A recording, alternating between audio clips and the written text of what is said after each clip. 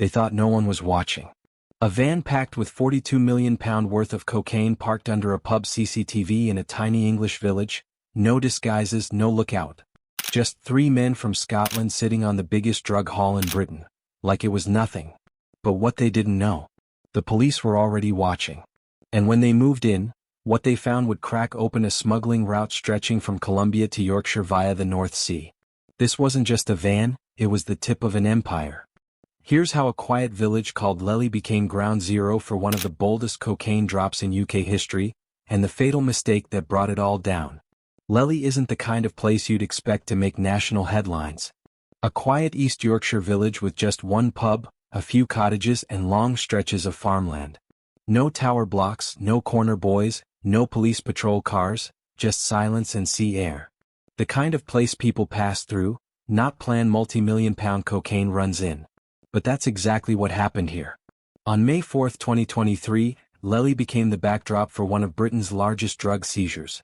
A staggering 524 kilograms of cocaine, stacked neatly in the back of a white van parked beside the Stag's Head Inn, a quiet country pub surrounded by hedgerows and gravel. The van wasn't armored, it wasn't reinforced, it had no false compartments or high-tech traps.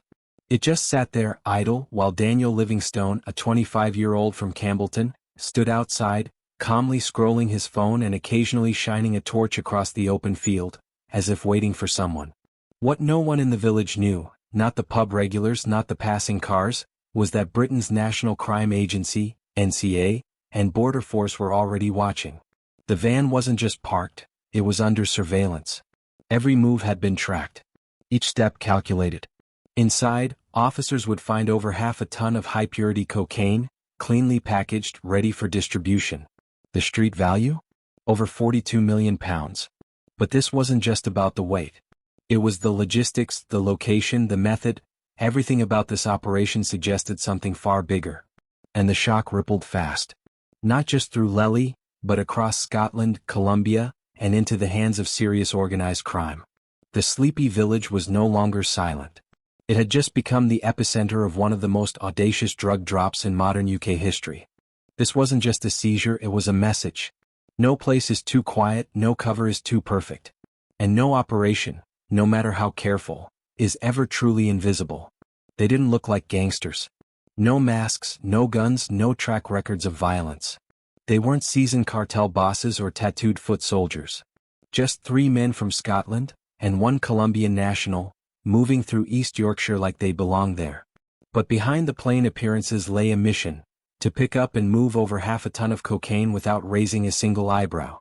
Daniel Livingstone, just 25 years old, was the man behind the wheel.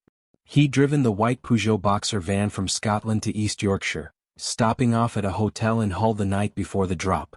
He wasn't jittery or aggressive. Surveillance footage showed him calm, checking his phone, pacing the roadside, shining a flashlight over a hedgerow where the shipment was stashed. Alongside him was Mark Moran, just 23, from Ardrishaig, another remote Scottish town, not far from Campbellton. You wouldn't think he was involved in international trafficking from his soft-spoken demeanor or small-town roots. But when officers moved in, Moran was found right there, deep in the operation, assisting with the transfer. By the way, if you have enjoyed the story so far, please don't forget to like and share this video, as it will encourage us to create more videos on UK organized crime. The third man, Didier Tordesillas Reyes, stood out. Reyes wasn't Scottish. He was 40 years old, a Colombian national, and the key link to the source, the South American supply chain. He'd already been seen placing bags by the hedge hours before the others arrived. The drugs were buried in 2 builders' bags beneath the bushes, tight-wrapped bricks of cocaine, likely dropped off by boat via a coastal route. Then there was Anthony McAllister, 33, from Tainault. He had traveled down in a separate car, staying nearby with the rest of the team. But at trial, his role proved harder to pin down. Unlike the others, he wasn't caught red-handed or visibly involved in the pickup. And when the verdicts came in, he was acquitted. But for Livingstone and Moran, there was no escape. They were arrested at the scene, caught in a live, ongoing operation with over £42 million worth of cocaine in their possession. These weren't masterminds. They were runners, young, trusted, and willing to take a risk for money or status. But whether it was for loyalty, desperation, or greed, Their calmness at the scene told one thing: they didn't think they'd get caught. And that's what made them dangerous. This shipment didn't fly over. It sailed in. Evidence suggests the 524 kilograms of cocaine was first loaded onto a rigid-hulled inflatable boat, RHIB, likely delivered offshore by a larger vessel. The RHIB then hugged the North Sea coastline, under darkness and radar, before landing at a remote coastal location near Essington Beach. Two of the men, Mark Moran and possibly Daniel Livingstone, were directly involved in this maritime transfer. They knew tides and currents, two essential assets for navigating stealth beach landings at low tide. Once ashore, they transferred the packages into plastic builder's bags, concealing them under vegetation before making their way inland. That's where Reyes and McAllister stepped in. Later surveillance footage and cell data show Reyes retrieving the bags and loading them onto the Scottish-registered Peugeot Boxer van, driven by Livingstone, and storing them in the back with careful precision. This wasn't amateur hour. It was logistically coordinated, seemingly rehearsed, combining nautical skill, terrain familiarity, secure stash locations, and burner phone coordination. Yet, the drop point remained unguarded and postcode known, signaling confidence in their operational security. Experts later described the process as almost military-grade: maritime smuggling, coastal ghosting, and urban blend-ins, extremely rare when executed even this smoothly. This operation could have been a textbook smuggling run, had it not been for surveillance. Every step, from the ribs landing to the van's departure, was quietly tracked by the National Crime Agency, which had compiled satellite, mobile and vehicle data before the actual intercept convoy closed in. Because in the world of maritime drug smuggling, the sea offers cover, but surveillance doesn't sleep. It wasn't chance that got them caught, it was meticulous surveillance. The National Crime Agency, in cooperation with Border Force and Humberside Police, had been tracking the entire operation before a single bag was planted. Mobile phone data flagged Mark Moran's burner phone pinging near Essington Beach. CCTV and ANPR cameras logged Daniel Livingstone's Peugeot Boxer heading into Yorkshire. Every call, every stop, every trip built a profile, an intelligence web waiting to be pulled tight. Ping sequences revealed a sequence: a boat offshore, then movement inland. Data showed the Peugeot Boxer rented in Scotland, crossing into England just hours before the beach landing. Meanwhile, Didier Reyes was captured on covert footage unloading sacks under a hedge, then handing them across to the van crew. And yet even with drones, satellites, and cell tower triangulation in place, the authorities didn't strike too soon. They let them finish, to make every step evidence. They let the RHIB pull up. They let the bags move. They let the van fill. Every ounce counted. And every moment fed into their case. That's when the fatal slip arrived. As police stripped the van's back doors, Livingstone and Moran sat still. No panic, no sprint, only silent acceptance. How often did they think this would work? How many times had they rehearsed and gotten away with it? But for the investigators, it was already over. The operation wasn't a spontaneous crackdown, it was the execution of a network collapse, with timelines, call logs, boat routes, receipts and encrypted message trails all nailed down. That van may have carried the cocaine, but it carried something else too: a digital blueprint of the entire smuggling enterprise. And at that moment, the surveillance net closed tight. This wasn't just about one van or one beach. The National Crime Agency wasn't chasing low-level runners, they were hunting an entire network. Digital forensics began unraveling it all. Phones seized during the arrest revealed encrypted communication apps, call logs, GPS data, and timestamps that painted a precise picture of coordination across borders. Daniel Livingstone's phone placed him at multiple known NCA interest points, transport routes, rural laybys, and ultimately the location of the stash van. Messages on burner phones linked Mark Moran directly to the drop zone at Essington Beach. But it was Didier Tordesillas Reyes' data that pulled the web tight. Originally from Colombia and in the UK on a Spanish passport, Reyes had multiple SIM cards. His phone history showed consistent contact with both Moran and Livingstone in the days leading up to the drop. He had also searched weather conditions and tide patterns for the East Yorkshire coast. Metadata from messages revealed key phrases like "landing tonight" and "pickup secured." Combined with surveillance footage, the evidence showed the three men operating with military-like discipline, but also overconfidence. And then came the van. The Peugeot Boxer, traced to Scotland, had been spotted by automatic number plate recognition (ANPR) at least 5 times between Glasgow and Hull. Toll data, petrol receipts, and phone pings placed the vehicle at precise checkpoints in sync with other members of the crew. This wasn't coincidence. This was coordination at scale. Despite being low in number, this cell was highly mobile.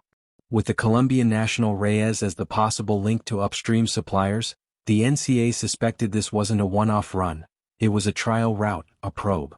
And that made it even more urgent. Because if they hadn't caught this van, the next one might have been even bigger. The moment the National Crime Agency, NCA, and Humberside Police moved in that morning, the operation transitioned from covert logistics to an all-out takedown. The scene flashed from carefully coordinated smuggling to a live criminal operation unfolding in real time. Daniel Livingstone was arrested first, sitting in the driver's seat of the Peugeot Boxer. He looked calm, eerily calm, holding his phone. Nearby, Mark Moran and Didier Tortosilla Reyes had just abandoned the RHIB on the sands near Essington Beach. No disguises. No fires. Just 3 men, a boat, bags of cocaine, and a van brimming with contraband. NCA Senior Investigating Officer Alan French later noted, "There's no doubt these drugs would have been sold into communities around the UK. We have disrupted this crime group's offending and made a huge dent in any profits they were due to make." That calm composure? It indicated confidence but also fatal hubris. From that point, everything locked into place. Phones, seized burner devices belonging to Livingstone, Moran, and Reyes contained call logs, texts, and GPS data. Messages referenced check-ins, times, weather conditions, all confirming their involvement. Van rental records. The Peugeot Boxer was genuinely registered to Livingstone, but phone triangulation placed it repeatedly on suspicious routes between Scotland and East Yorkshire. RHIB and boat logs. Moran's RHIB could be traced to a slipway at Hessel, with fuel purchases logged by local CCTV showing high-volume jerry cans, unusual for recreational outings. Packaging, 524 kilograms of cocaine, vacuum-sealed in 4 black sports bags, displaying cartel-level sophistication and purity, marked clearly as a South American run. Accomplices' non-involvement. Anthony McAllister, tried in the same case, always maintained he thought the contents were tobacco. He was acquitted, a reminder that even within criminal cells, there are degrees of culpability. The courtroom drama. Hull Crown Court, late 2024. Mark Moran was convicted following an 8-day trial. Jurors found him guilty of conspiracy to import cocaine on October 28. Daniel Livingstone accepted responsibility, pleading guilty on June 5. Didier Tortosilla Reyes also pleaded guilty on July 22. Anthony McAllister walked free, with a jury accepting his claim of misunderstanding the cargo. Once charges were confirmed, prosecutors laid out a chilling narrative: maritime transfer, burner phone coordination, calculated beach landing, and van pickup, all culminating in a £42 million bounty of cocaine sitting untouched through the night. On December 23, 2024, judge delivered verdicts that echoed the severity of the plot. Mark Moran received 15 years imprisonment for his central role in smuggling, the driver and RHIB operator. Daniel Livingstone, who pleaded guilty, was sentenced to 7 years and 9 months. Didier Reyes's sentencing remains pending, though his guilty plea confirms deep involvement. McAllister, acquitted, walked free. Judge Mark Berry commented on their backgrounds, ordinary men ensnared by extraordinary opportunity, and noted that coastal Scotland's maritime culture inadvertently supplies skills useful to traffickers. The NCA, Humberside Police, and Border Force released coordinated statements. They affirmed community safety had been prioritized, no force used, no public endangered during the seizure. The seizure was touted as a strategic victory, a symbolic blow against maritime smuggling and organized crime, with an estimated £42 million removed from circulation. The case triggered a renewed examination of coastal vulnerabilities, especially involving remote beaches and inexperienced coastal couriers under the radar.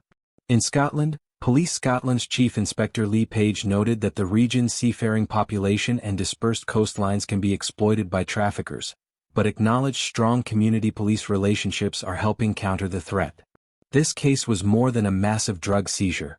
It marked a strategic rupture in the UK's maritime smuggling infrastructure. It exposed a tested route, from South America to Essington Beach via RHIB, through Lelley's car park, financed by burner phones and local logistics. It showed how ordinary people, quiet Scots with no overt criminal history, can be weaponized by cartels for their seafaring skills. It revealed the fragility of such operations. A single village, a parked van, a torch beam, and sophisticated surveillance efforts were enough to collapse the entire chain. A question remains. Was this the last such run? Investigators believe it might not have been the first, nor the last. Every arrest, every recording funnels data into ongoing probes about whether this was a one-off trial or part of a recurring breadcrumb trail. Anthony McAllister's acquittal also underlines one thing: not all players are equal. Some are orchestrators. Others are just tangentially pulled in. The Lelley bust shook a quiet corner of East Yorkshire, but it also left a trail of questions that still tremble beneath the surface. The seizure of 524 kilograms of cocaine, worth an estimated £42 million, was an unprecedented success for UK law enforcement. But unlike a neatly solved puzzle, the pieces that fell into place didn't cover the entire landscape. Instead, they lingered, showing glimpses of missing parts, shadows of other drops, phantom contacts, and a route that may have already delivered more than we know. The first and perhaps most troubling question is whether this was the first, or the last, of its kind. Intelligence gathered during the investigation suggests the Lelley drop wasn't an isolated test run but likely part of a series of clandestine operations. That assumption is backed up by network patterns observed on burner phones. The phones contain contacts with numbers traced to other drop zones, including parts of Norfolk and Lincolnshire. Repeated vehicle movements. Surveillance noted that the same Peugeot van and RHIB had made similar transits in the months leading up to May 2023. While no seizures occurred then, the consistency suggests prior operations. Recruited local operatives. References to additional participants who were never identified or charged hint at unrevealed logistics chains and multiple last legs of delivery. Experts within the NCA believe that the Lelley bust exposed just a single terminal node in a broader smuggling network, one likely active for months or even years. The cartels, emboldened by the success of prior runs, would have treated this location, and the men involved, as a reliable, repeatable route. We know that Daniel Livingstone, Mark Moran, and Didier Reyes were in direct execution roles. Anthony McAllister was tangentially involved, though he was acquitted. However, the broader network almost certainly included handlers and sink operators, people who coordinated the boat landings, booked accommodation, timed handoffs, and scrubbed phone metadata. Foreign contacts, whether in Spain, the Netherlands, or South America, supply origins weren't purely domestic.